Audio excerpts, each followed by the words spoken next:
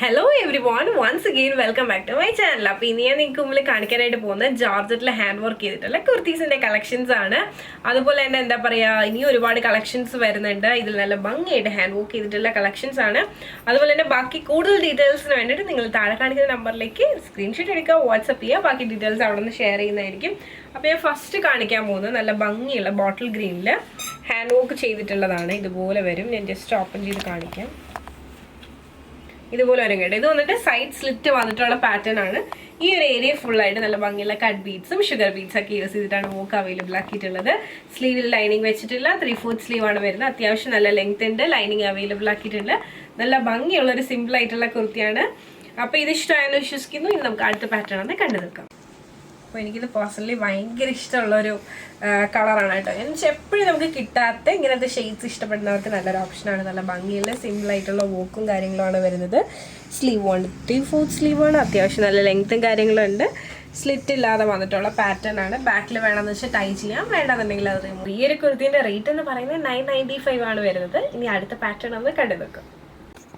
ഇതാണ് നമ്മുടെ അടുത്ത പാറ്റേൺ എന്ന് പറയുന്നത്. ഇത് വന്നിട്ട് ഒരു ക്രഷ്ഡ് ജോർജറ്റിലാണ് ചെയ്തിട്ടുള്ളത്.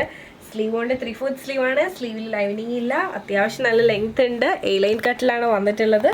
ഇതും നല്ല ഭംഗിയുള്ള സിമ്പിളായിട്ടുള്ള ഒരു കുർത്തിയാണ്. വോക്കാണ് മെയിൻ ഹൈലൈറ്റ് എന്ന് പറയുന്നത്.